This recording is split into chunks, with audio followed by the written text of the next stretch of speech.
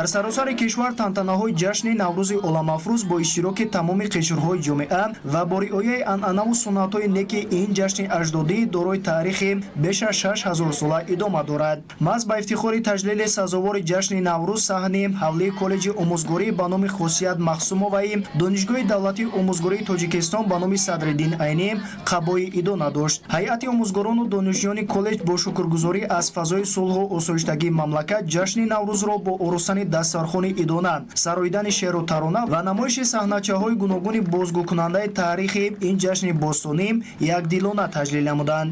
дар хони идона номгӯи зиёди маҳсулоти нонӣ, таомҳои миллӣ, шириниҳо ва дигар алафҳои баҳорӣ ба назар мерасид. ҳафсину ҳафшин ки хоси ҷашни наврӯз аст, дастархони идонаро ҳусни дигар бахшида буд. лозим ба таъкид аст ки хушбахтона бо заҳмату талошҳои пешвои миллат президенти ҷумҳурии Тоҷикистон муҳтарам Эмомалӣ Раҳмон дар замони соҳиби истиқлолӣ ҷашни наврӯз марзҳоро тай намуда мақоми байналмилалиро соҳиб гашт ва имрӯзҳо сокинони аксар кишварҳои дунё ин ҷашни аҷдодиро ҳамчун оғози рӯзу соли нав, муждаи баҳор ва муҳимтар аз ҳама ҳамчун нишони дӯстиву рафоқат ва шодиву сурур таҷлил менамоянд. боиси ифтихор аст ки мо имрӯз ин ҷашни таърихиро дар замони рушду шукуфои Тоҷикистони азиз, ваҳдату якдигарфаҳмӣ, афзун намудани дастовардҳои замони соҳиби истиқлолии мамлакат якдилона таҷлил менамоем. наврӯз ҷаҳонӣ гаштааст ва ин ҷашнро дар саросари ҷумҳурӣ ҷашн мегиранд ки духтарон либосҳои зебо ба бар карда ҳафсину ҳафшини наврӯзӣ ва дигар намуди ҳунарҳои мардумиро пешкаши дигарон менамоянд. баҳор арӯси сол аст ва ба ман ҳам хеле писанд аст. вақте ки баҳор мешавад, табиат дубора эҳё мегардад, сабзаҳо ва ҳамон рақсу бозиҳое ки дар ҳамин вақти идҳое ки дар баҳор гузаронида мешавад, ба ман хеле писанд аст. роҳбарияти ин боргоҳи илму маърифат, намояндагони мақомоти иҷроияи ҳокимияти давлатии ноҳияи Шоҳмансури шаҳри Душанбе ва кумитаи иҷроияи ҳизби халқии демократии Тоҷикистон дар ноҳияи Шоҳмансур ки дар чорабини иштирок доштанд, ҳозиринро бо ин ҷашни фархунда самимона табрик намуданд, бо хушнудӣ иброз намуданд ки наврӯз аз замонҳои қадим то ба имрӯз бо ғояҳои олии башарӣ, дӯстиву иттиҳодӣ, созандагӣ, ободкорӣ, инсонпарварӣ ва шукргузорӣ бепоён аз неъматҳои табиат мардумро гирди ҳам овардааст. бо шарофати ҷаҳонӣ шудани ин ҷашни ниёгон обрӯву нуфузи тоҷикон дар ҷаҳон ҳамчун миллати шаҳрсоз, тамаддунофар, фарҳангпарвар, созандаву бунёдкор ва муҳимтар аз ҳама дорои таърихи кӯҳан ҳарчи бештар муаррифӣ гардид. ман баҳорам, хеле хуш ҳастам ки шумо меҳмонони арҷманд, устодону кормандон.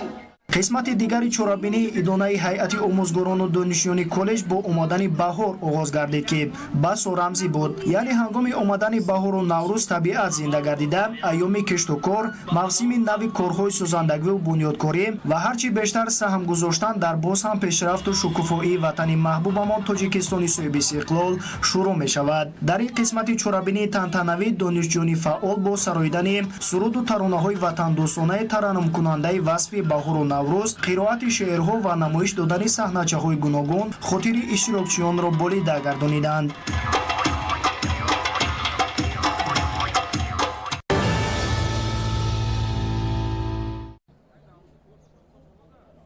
бозгашти наврӯз дар шакли воқеияш аз ҳамон рӯзе арҷмандтару маҳбуб гашт ки дар ақсои олам чун кӯҳантарин мероси аҷдодии Тоҷикистон пазируфта шуд. ҳолиё наврӯз аз хуштарин ҷашнҳои миллӣ буда бо шукӯҳи хоса истиқбол ва ҷашн гирифта мешавад. маскуни ноҳияи Хуросон бошанд, чун табиати зебову махмалпӯши ин лаҳзаҳо ки маркази ноҳияро дар оғӯш дорад, тартиби шаҳракро ба ҳамин минвол ороставу пероста гардонидаанд. ноҳияи мо бовар кунед, кадом меҳмоне ки гузарад ноҳияро мегӯяд ки ин ноҳияи Хуросон пеш аз 10 сол чӣ буду, ҳозир чӣ истодааст. ман ҳамаи хутон ба чашми хутон дида истодаед ки ин ноҳия ба як дараҷаи баланд обод шуда истодааст. дар ҳама ҷамъаҳои ноҳия тадбири зайл мароми умум дошту тозаву озода кардани атрофи биноҳои маъмуриву хизматрасонӣ, кӯчаву роҳравҳо аз шоиста истиқбол гирифтани наврӯзи ин баҳор башорат медод. аслан наврӯз ин рамзи покӣ озодагӣ мебошад. мо сокинони ҷамоати деҳоти Фахробод тайёрӣ бо наврӯз дида истодаем. мардум аслан дару девор тоза намуда, хонаҳоро рӯбучин карда бо тайёрии наврӯзи оламафрӯз суманакҳо мепазанд با هنرهای مردمی تیاری دیده ایستادند. راهی بین المللی دوشنبه خراسان باختر که از مرکز حدودهای ناحیه میگذرد به این دستاوردها شکوه دیگرتر عطا کرده است. به خصوص برای مهمانان و سیاحان یک دم استراحت کردن در باششگاه‌های پشتکوهی خوشترین تأثیرات خواهد بود. به خاطر خوشگذراندن نوروز امساله یک روز از ساکنان ناحیه خراسان تصمیم گرفتند که در این تلوپشته‌های سبزفام خانه‌های مخصوصی استراحتی را سازمان دهند تا اون نفرانی که می‌خواهند از نوروز از بهار استفاده برند یک لحظه هم باشد همراه اویلا همراه دوستان مخصوص در همین گوشه‌هایی که در تلوپشته‌ها به مشاهده می‌رسد استراحتی بهاری داشته باشند. همچنین در ناحیه خراسان به استقبال نوروز امساله تمام مسکون آن نمایندگان تشکیلات و مؤسسه ها از حاضر آمادگی گرفته در و دیوار سفید میکنند، عموما راه ها را تازه میکنند و به شنانیدن گل و بوته های بهاری مشغول میگردند.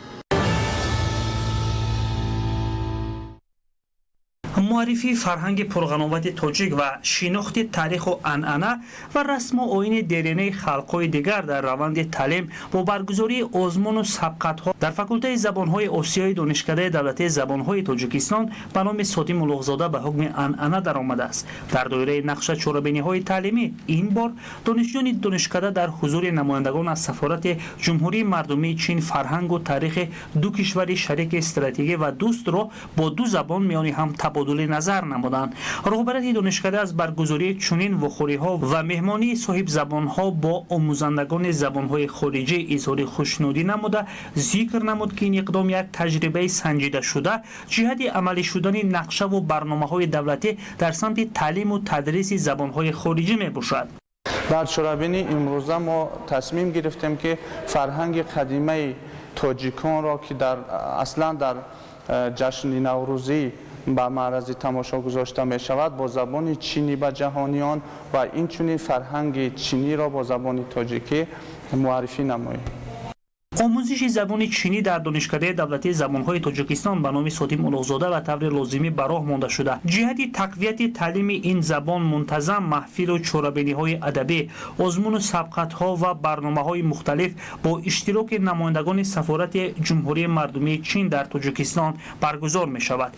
این اقدام یک دریچه نو را جهت آموزش زبان چینی برای دانشجویان باز کرده در معرفی فرهنگ و تاریخ هر دو خلق نقش سازگار و سازنده خواهد بازید.